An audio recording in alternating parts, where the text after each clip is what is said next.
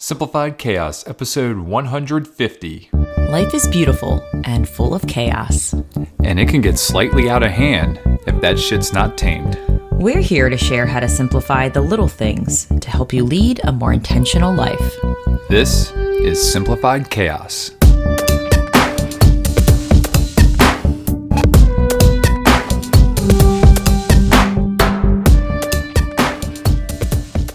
Hey everybody, welcome to Simplify Chaos. This is Jillian and I'm with Nicholas, my partner, and you know that co-host. What's going on, folks? Don't know what kind of accent Jilly was trying to go with there, but we promise she won't do that again. It's gangsta Nick. Maybe not. Gangsta mom. Can't promise anything on this podcast. We hope you all are having an amazing week. We've got another great episode here for you today. Jilly, what are we going to dive into? How we're living off of one income. Yeah. I'm excited for this one. It's possible. Anybody can do it. Yeah, I didn't think that before. So yeah, it's going to be cool to reflect and just kind of share our experience. We were definitely in that boat where we never thought it was possible, but we've made believers out of ourselves, and we want to talk a little bit how we got to where we are today. But before we dive into that, as always, we love to show some gratitude. So, Jilly, what are you grateful for this week? I am uber grateful for our diet changes. Yeah. Food changes. So if I were to give this a label, kind of what we're doing, I think originally you were thinking of carnivore diet, but really... Give me that meat. I think the route that it's become is more of the sapien diet, which is focusing on mostly on whole foods, meat, full fat dairy, which we've always done. Basically trying to wean ourselves away from anything with ingredients listed on it. Yeah. And it was a little tricky at first, but now it's like it has streamlined and made grocery shopping so much less stressful. Not that it was stressful, just that when I went, I knew that, there was a lot I thought I needed to get. And then, educating ourselves and learning some new things about, I guess, plants that aren't really necessarily the best for us digestively. It was just kind of like this awakening. And it's been really cool when I go to the grocery store. It's like, I'm not really getting all the things now. It's pretty streamlined to just meat, not just, full fat cottage cheese, and even kind of tailoring and scaling back the processed, quote unquote, processed foods, the healthiest of the bunch that I thought from Lucille. And I thought that was going to be really difficult. And we've kind of changed some rhythms, and it's been really cool to see Lucille eat a lot more whole foods because the options have become less at home. And that was the key to having her change those rhythms was, these are the options, Lucille. Yeah. And we're going to have to dive into that a little bit more in an upcoming episode. But yeah, it's kind of cool to tease how that's been going. And yeah, it is largely a meat-based diet with all these other whole foods kind of supplementing, that. But it's been great. We kind of started it a little bit in our trip in Arizona. But it really, as soon as we got back, it was like, all right, let's dive right into this. And it takes it's a little bit of a learning curve, but I think we're starting to get a nice balance here. Yeah, I'm excited to experience it more and see the benefits. And so far I've been journaling about it and feeling good. And grocery shopping is a lot easier. So it's a win-win in my book. And we get to support local farmers, which is so awesome. Hell yeah. But yeah, that was a long-winded one for me. So sorry. Yeah, no, we'll definitely talk more about that in an upcoming episode and what specifically that we're eating.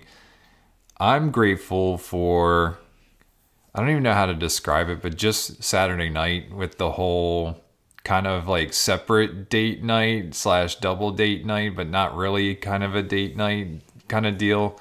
So we made a very impromptu trip back to Maryland because my mother-in-law got this really cool animatronic dinosaur tour for us to take that was close to home. And so we were like, well, let's not just drive up there for that. Let's, see the family, make a day out of it. And I hadn't seen a good friend of mine in a long time. And I was like, man, I'm going to see if he wants to catch up on Saturday night. And you were like, yeah, that's cool. I may see if my friend wants to catch up, but, I may just hang out with my family. I'm not really sure. So on Friday night, you're kind of like, we had a couple cocktails and you're like, yeah, you should, go to this one spot that we always go to in Baltimore called 1157 Bar. And I was like, yeah, that sounds like a good idea. Little did I know, like the next morning you were on the horn with your friends saying, hey, let's go to 1157 Bar. So we had like separate friend dates at the same place. But then, we were all actually kind of friends together. So you walked into the bar after us and you sat like 4 bar stools away from us. And then actually it wasn't that, it was like 2 bar stools away from us, but still like we were kind of on a corner and you were in the middle bar, and this place is small. But then there was this couple, or the party of 3 that came in, and this place fills up pretty quickly. There's not a lot of tables. And so I was like, well, there's 4 bar stools available, but there's not 3 in a row. So we invited you ladies down to join us, and we had a pretty damn good time. And it was just awesome to reconnect with, some of, I would say, are both of our really good friends. So yeah, no, it was just a really cool night. I'm grateful we had the opportunity to, drive to Maryland for 24 hours and have that experience that we had this past weekend. Yeah, it was pretty epic. And I got a free birthday drink, and I was just like, Nick gets to observe that I'm talking to a guy. Jill still got some moves out there. And I still got it, but not really, because I'm just being my goofy self. But it was kind of interesting, like, the dynamic of, like, I'm a single lady with my girlfriend here, and then my husband's over there just, like, watching me talk to this guy. Very friendly, and he was, just sharing his story. And he was like, it's your birthday? Let me get you a birthday drink. And I'm like, okay. I'm like, yeah, Nick. Yeah. And the bartenders there are just amazing. We just had an overall great time. It was just an amazing experience. Good food, good cocktails, good people. You can't ask for anything more. No, it was an epic weekend. Yeah. Thanks, Mom, for babysitting. Hell yeah. You rock.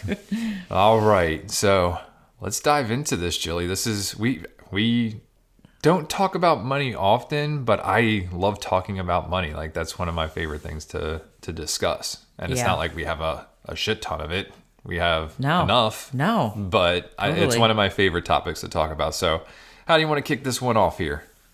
Well, I really wanted to share our journey on how we're able to live on one income, because I was definitely that person that I'm like, it's not possible. Like, there's no way, because of our situation. We lived in a very large family house, 3,000 square foot.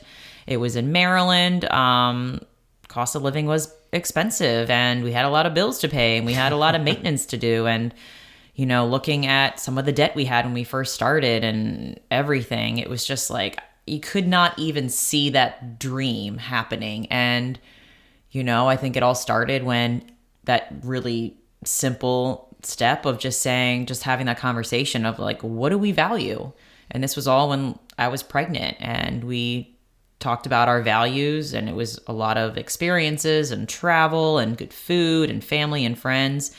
And ever since that, it's kind of streamlined how we spend money and the small changes we've made along the way to live the life, our quote unquote dream life, on a budget, so to say.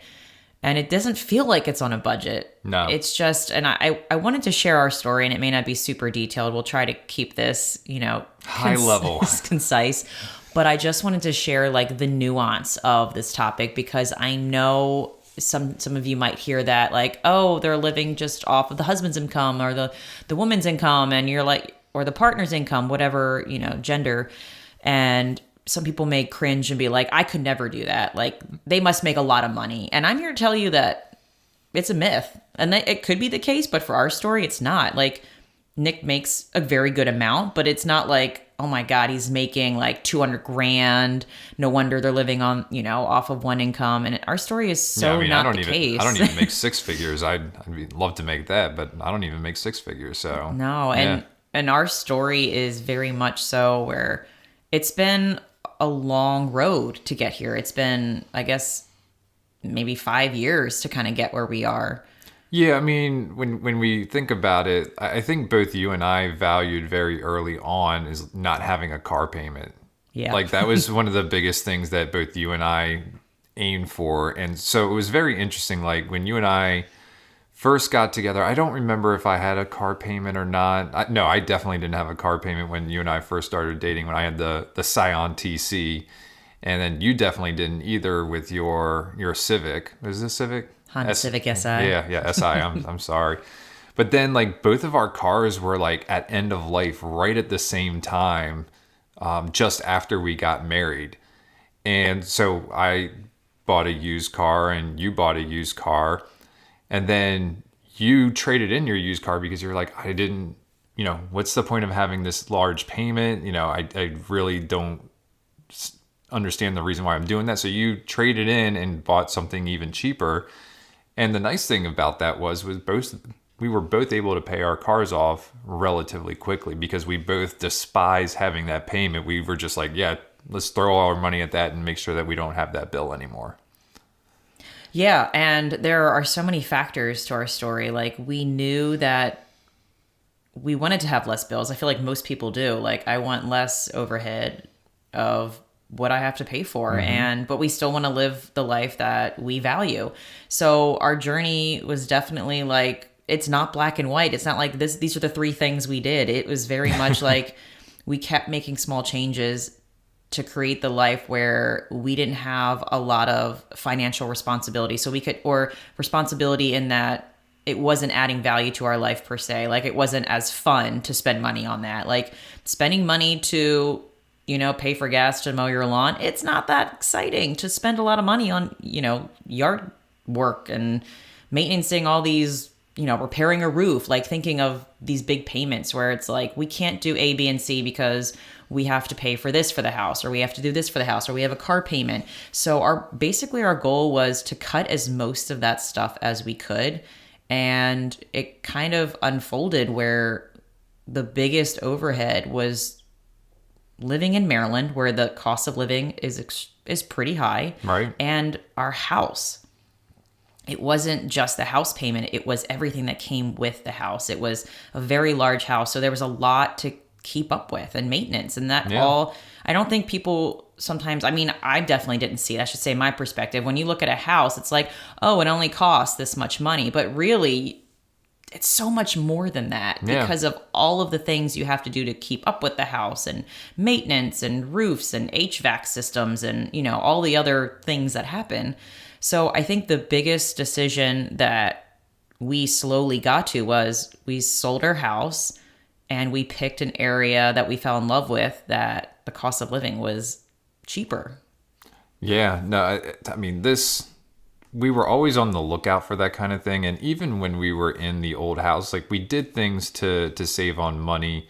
We set thermostats to certain levels. Like I invested in a Nest thermostat because it was a lot easier for us to monitor energy usage and change it and do an eco mode just if it was a nice day. So like we were very conscious about that. We cut out Netflix because that was just a cost that was ramping up. We got rid of traditional cable and went to YouTube TV because it was cheaper. You're not paying for boxes every month. So like all those things add up over the course of the year. Saving $40 a month, from not having the boxes for cable. Just think of the savings there and that extra money in your pocket. So yeah, that was part of it beforehand. But then, we're like, yeah, let's, the pandemic offered an opportunity for me to work remotely and work remotely permanently, which didn't tie us down to that area anymore. And so we were like, let's look in the Charlottesville area because we absolutely fell in love with this place. And we found a house that is basically half the size of our previous house square footage wise. It's in a cheaper area. Now I will say water is dramatically more expensive than where we were, but because of the house we have built with the propane and the electricity, we're saving money overall on utilities there. But like cheaper taxes in this area, the property taxes are cheaper. So Like it's all these things that add up that you really don't think about in those day to day, which are just putting a little extra money in our pocket, which could be used for groceries, which could be used for entertainment, for travel and whatnot. Yeah. And, oh crap, what was I going to say? No, like all of that was kind of deciding that we want to align how we spend our money with what we value. So the fact that we did downsize was so rad because we don't have to put as much things in our house because it's a lot smaller. So you don't have that feeling of a requirement. Like I have to fill my house with all of these things because I have 3 4-bedrooms and a full basement. Like we decided intentionally that we don't want a basement. We don't want to feel like we have to fill a space. We didn't use our basement in our old house, barely. And we wanted to make sure that every nook and cranny of our house was used. And we felt confident that with the layout of this house, it was going to be great. And I think something that maybe I didn't think about when you hear about people living off one income, you don't think about the mindset shift that you have to have to make this happen. I think if we were very stern and I don't want to say closed-minded, but very wanted to be comfortable in our living situation, like Maryland was comfortable. We knew everybody. We knew where to go. We didn't need a GPS to go to places. It was like we were born and raised there. So the fact that we had to change our mindset on, you know what, if we really want a life with more financial freedom, we're going to have to bust out of this comfort box, this comfort zone of everything feeling so good and warm, like to try something new and to go outside the box and have a little, I'm not sure what's going to happen, but we're going to figure it out. So we definitely had to treat it like an experiment too. Like everything, we had no vision of like really moving to Virginia. That was never on the plan. But the fact that we had done a lot of work ahead of time, just focusing on, we're going to be flexible, we can get creative, and Virginia is not that far. So we definitely had to have an open mind to make this situation happen, which I think the mindset part, a lot of people don't talk about when it comes to making your life have more financial freedom.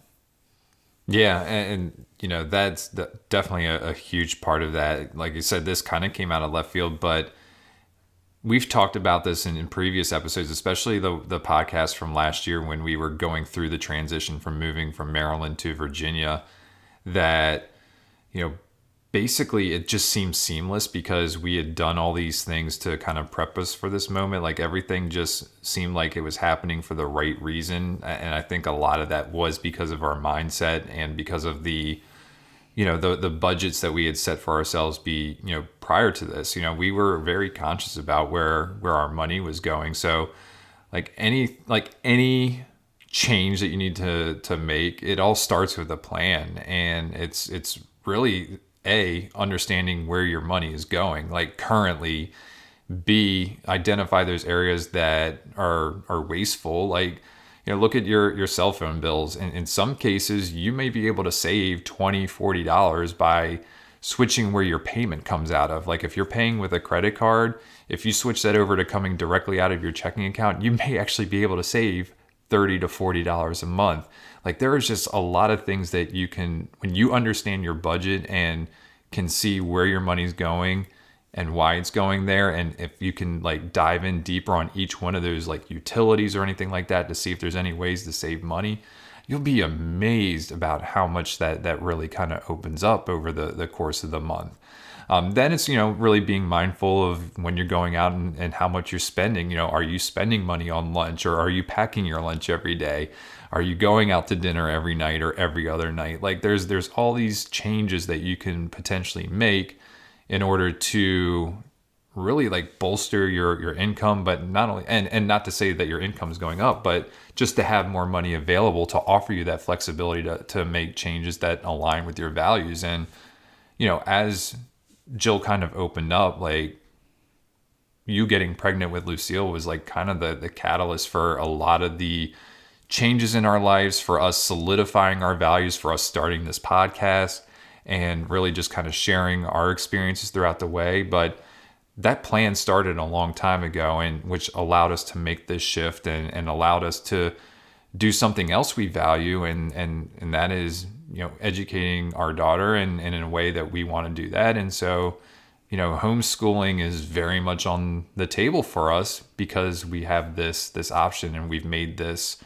plan to be, I don't want to say financially independent because we're not that, but to have more flexibility when it comes to financial flexibility. Yeah, I like that. Yeah, so yeah, it's just awesome, and I will kind of say on another note, when we sold the house back in Maryland, we sold it in a market that was very seller friendly, extremely seller friendly, it still is too, and it still is to this day, but because we did so well in the house and we downsized, one thing that we made a very, very mindful decision is not to go ham when it comes to filling this house up, as Jill alluded to earlier. Like, we don't have a kitchen table. We went back and forth, like, should we buy a kitchen table? It's like most houses have a kitchen table. And we're like, no, we've got this island that we can all gather around. We don't need a kitchen table. And there's just like a lot of these things where it's just like, we're not going to just fill stuff in to fill stuff. We're not going to like be in a rush to like put shelves up and all these things. Like we've done some of that, but we've made very mindful and budget friendly decisions when it comes to those kinds of things.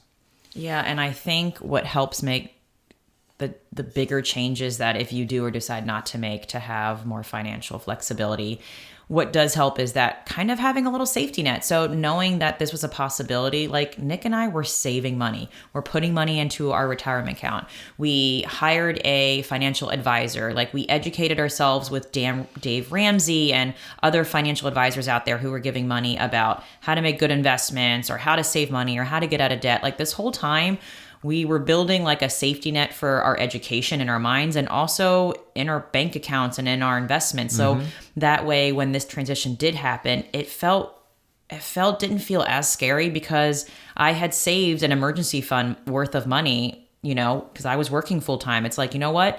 If this is to happen, this big change, I want to make sure that I have at least 6 months worth of pay ready to go. So that way, we don't feel stressed out and we can kind of ebb and flow and figure out what this situation is going to look like and how our budget's going to be and how it's going to shift and change. So the whole time we were definitely like conscious of spending, but also saving money, educating ourselves. So that way, when we got to this point, we weren't freaking out and like stressing out over what are we going to do if we can't make this bill or that bill. It was like, we're good. We have a little safety net that was over 5 years worth in the making of just putting money away. So it made this kind of shift in our finances so much easier in a way, especially for me, where I've been making my own money for 12 years and all of a sudden I'm not. It was like I had this great fund in my account that I could use my own money to do what I wanted to do. And now we're getting to the point, and this is why we're talking about this episode, is because that those funds are finally like dripping dry. And I'm like,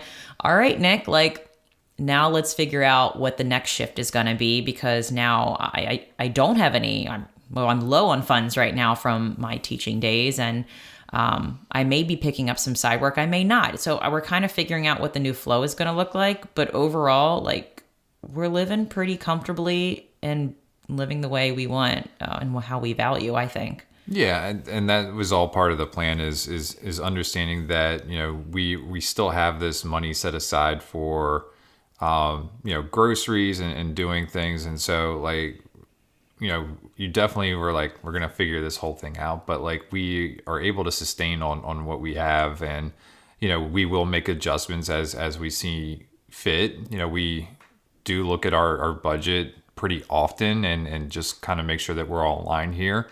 So yeah, there are going to be some challenges, especially when there is one income, there can be some challenges, but as long as you've done the preparation and can identify any of those challenges that might come up. Like for me, I have at least 6 months salary saved up as well. For me being the person who's bringing in the income, if I lose my job, then we need to make sure that we're still paying the bills, and that gives me ample time to potentially find something else if something, God forbid, was to happen. But yeah, I mean, it's just really kind of thinking of all those different things, but it is possible to do these things. And, everybody's situation is different. Some people might have a little bit more debt than other people, but like you can start today and, start making a plan to cut down any debt that you don't need, whether it's car or credit card debt. Student loans is a little bit more of a tougher challenge, just because those seem to, be larger and have a longer payback period. But, if you can manage to get credit card debt down, like we use our credit cards every month, but we pay them off. It's really like more of a resource for us to get rewards and some extra dollars. And that's, another thing is taking advantage of some of the rewards programs. Like I do a cashback cards. Like I don't do any of the miles or anything like that. I mean, we don't travel every month or every other month, on an airplane. So like that just didn't work for me. But I have a card where I get 3% cash back on groceries, 2% back on gas, and then 1% on everything else. And so like over the course of time, that adds up. I was joking with Jill, I think over the weekend, and it said, we've kind of switched to barefoot shoes, which that's probably like another topic to talk about. But I haven't paid for any of them, and they're not cheap shoes either. They're pretty expensive shoes. But I've used the points or the rewards that I've gotten on my credit card to pay for both pairs that I have, and I'm getting ready to get another pair just because I'm getting rid of all my regular shoes, and we're switching to the barefoot. Where are those people? Yeah, and something I kind of had a revelation when I was kind of taking notes on like all of the things we've done that have kind of led us here on this journey is that because we value experiences and travel so much, and that's how we decided that we want to gift our family and friends, like we want to go out to dinner with them or we want to go on a trip with them, because we've changed the way that we gift. Our parents and our family have kind of changed the way they gift to us. So we actually don't pay for every vacation or trip we go on, which is kind of interesting because now our family and friends buy us gift certificates for Airbnb, or they'll pay for a weekend getaway. So it's kind of crazy how the more you start to live and act on what you value and share that with your friends and family, then we're kind of getting those gifts back in return, which has ultimately given us more travel and experiences that aren't necessarily coming out of our pocket. But it's been a really cool experience seeing that shift in our families and the way they gift us. And we're all there for it. Like getting an Airbnb gift certificate is like gold for us because we're like, yeah, so we can have another getaway with Lucille or go off, as a couple. So it's been really cool seeing how now we're being given experiences and travel, which is something that we've have valued for a long time. Yeah. And, we love giving experiences ourselves. We've done things where we've traveled with your family, or we go out to a really awesome, amazing dinner with my family. And it's just, I mean, I wouldn't trade those things for everything. They're such great experiences and, definitely worth it. So, and that's another thing that I budget for is holidays. Like holidays don't go on a credit card for us, and it's, when we talk about us giving experiences, it's like, that's already, paid for. Like and for me, it's $30 a paycheck, going into just this fund. So it's like, just thinking of these things ahead of time and getting ahead of them, like can just make things a lot easier. So automating like and just things going away and accounts, that's got to be. But it's a budget. And one of the things that we didn't touch on is, you did mention, we were putting a lot of money into retirement. That was something we had to adjust in order for us to adjust to a single income. We had to adjust and not put in as much as, what we were before. You obviously with no income coming in right now, we kind of like put a pause on that. Yeah. But, you've also were well ahead of the game. Not me so much. But so, I mean, we're not living the same lifestyle as we were before and putting in as much money into retirement. But, we made those adjustments because we knew that this is what we wanted to do. Mm-hmm. And we also had a kind of a reflection on like, well, who knows if we'll ever even get to retirement age? You don't know what's going to happen in life. Yeah. So we're going to trickle in retirement. That's a whole other topic too. We got to write this shit down, Jill. We got to trickle in retirement life now because I've heard way too many stories of people who've retired and then like they fall asleep and they never wake up, or something happens and, they tragically die. And it's like, I'm not waiting to live my life and go on vacations and do all the things. It's like, how can we trickle in retirement now and make our life fun and not feel like we're waiting till we retire? Like, let's fucking quote unquote, like, have a retirement type life now and work and play and have fun and kind of have that ebb and flow of all of it. Like, I feel like it's totally possible, and it is possible. Like, this is why we're speaking about it, because I know it's not black and white, and there's a lot of ups and downs and planning involved, and it's not something that happens over a day. And do you hear something? Yeah, it's fire trucks. Oh. We almost never hear them around here. I thought Lucille was crying. I was like, there's either a really crazy dog outside crying, like, hysterically, but yeah, no, that was one of the rare emergency vehicles going by our neighborhood. Oh gosh. But anyway, so the reason we wanted to put this out there was just that it was not a smooth road, and it had many ups and downs. It was a lot of planning, a lot of discussions, a lot of value talking, and making changes, changing directions, small little sacrifices, realizing what are our needs and our wants, and what is just the bullshit that's getting in the way, or the distractions that we're spending money on that really could go towards something else that we really value versus just, I don't know, fluff. Yeah.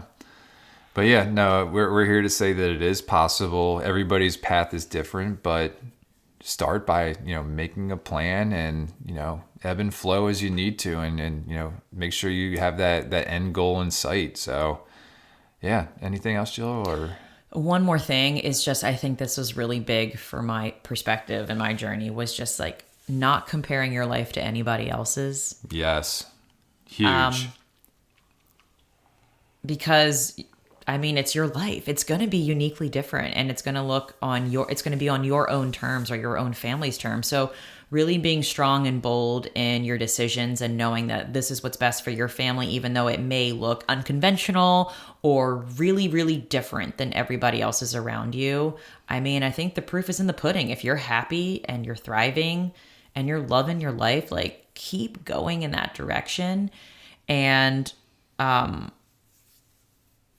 just gratitude. I feel like saving money also comes back to gratitude. I don't need all the things. I don't need the newest fad boots. I don't need the new purse. I don't have to have the new toys for Lucille, even though she says, I want that on commercials. It's being really heavily grounded in gratitude and sharing those rituals with your family and your kids, if you have them, and just that what I have is enough. And that is all the filler like I need in my body.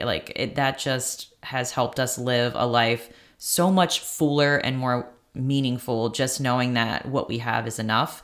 And, if we have each other, then that's everything I need. So gratitude has really kind of helped streamline the way we spend money as well. Yeah, no, I couldn't have said that better. And that's a great last point there, Jilly.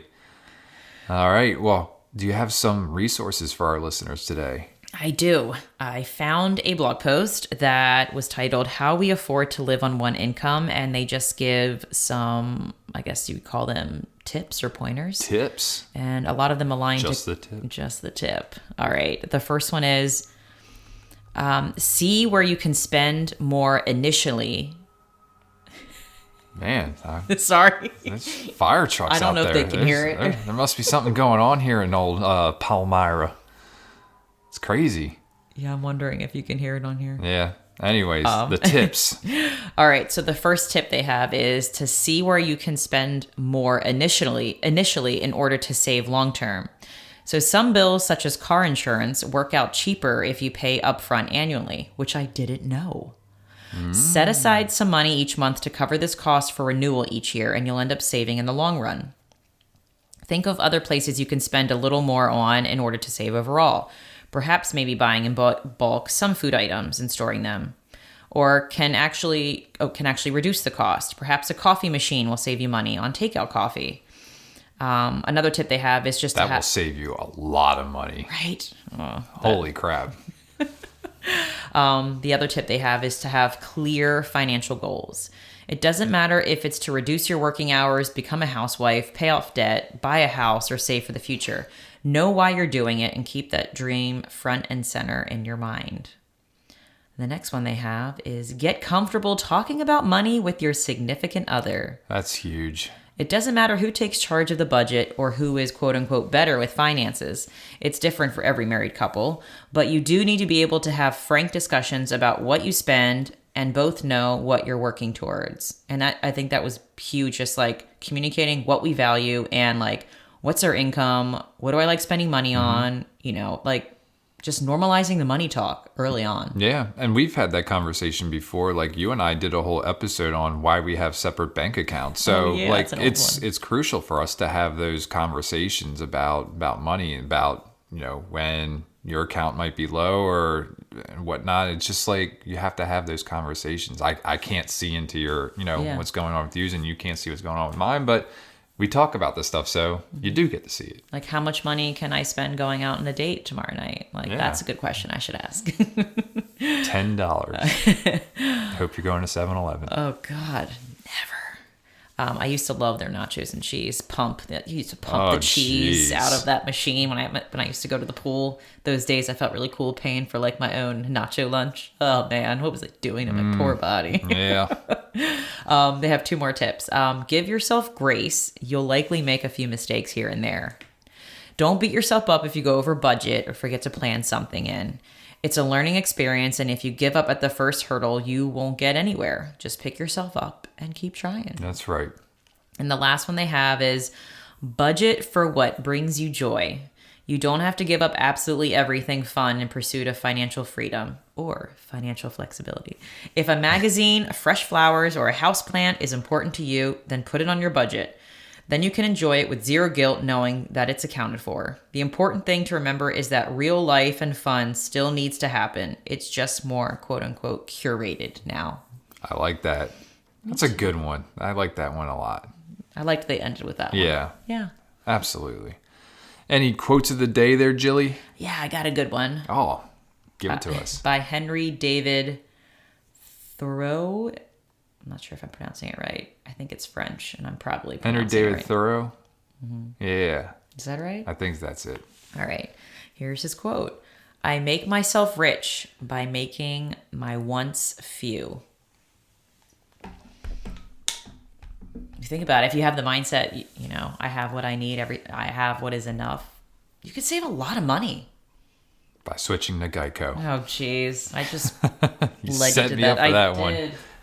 Damn. Bad dad joke. Anyway, Jilly, take action challenge. As more sirens going on in the background. Financial flexibility is possible. Just going to put that out there. It's possible. Do it. All right, folks. Well, that's going to do it for today's episode. If you like this episode, please do us a favor and help us spread the message. You can do this by writing a review or simply by sharing this episode with a friend. And remember, sharing sparks a conversation. Conversation leads to action, and action is how we're able to live a happy and intentional as hell lifestyle as Jilly bangs her phone against the table. We want to thank you all for listening today, and we will see you all again next week. See y'all later.